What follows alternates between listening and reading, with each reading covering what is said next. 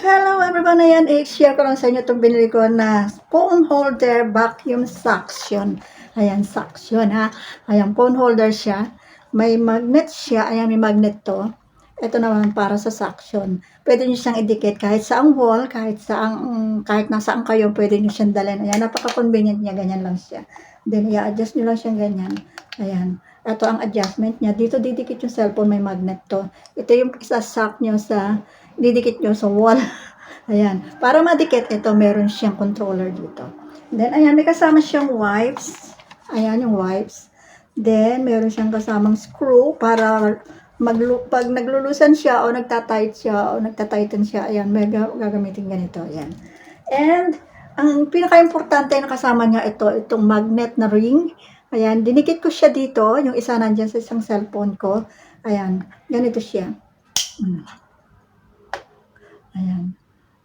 O, diba? Ganun lang nalaglag. Kasi actually hindi masyadong madikit dito sa Infinix ko na to. Pero dito sa isa, mas madikit siya. Ayan siya. Pinapahiya ako.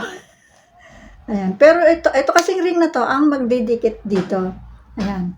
Pero paano natin teka. Akala ko naman itong pandikit na to. Kanina po ito ayaw magdikit-dikit. Kasi siguro yung ano kasi nito masyadong ano ito, yung likod nitong Infinix Note ay medyo sobrang ano siya, sobrang makinis. Hindi niya ayan. Ayan, pero ayan, pag nagtagal naman, ayan, nadidikit na siya. Ayan.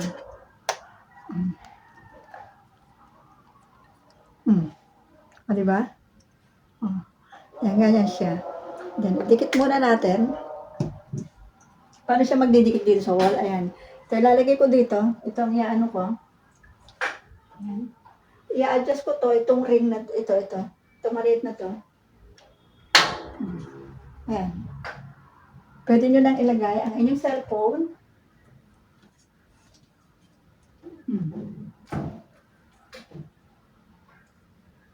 O, diba? Paligit na siya. Para matanggal naman, i-adjust mo lang ulit siya. Ayan, loosen lang. Ayan. Ito ang adjustment niya, ito. Pag dinikit nyo siya sa wall, wala akong wall dito eh. Naghahanap ako ng wall. Ayan. Check natin dito. Ayan, halimbawa ito. Ayan. Didikit natin yan dito. Ito ang ano natin. Ayan. Itong cord. Ayan. Pinapahiya ako. Napansin ko lang, mas madikit siya sa mirror compare sa ibang mga surface.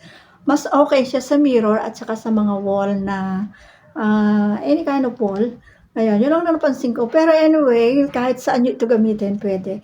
Ayan, kahit nga ganito lang nahawak nyo, tapos may maghawak. Hindi nyo na kailangang hawakan ng Lalagay nyo lang siya, didikit nyo lang siya, kahit saan pwede na. O, diba? O, mas convenient siyang gamitin. Ayan, may ring yan. Ito dapat nasa cellphone. O, pwede rin naman dito. Ayan. Ayan, dikit yan.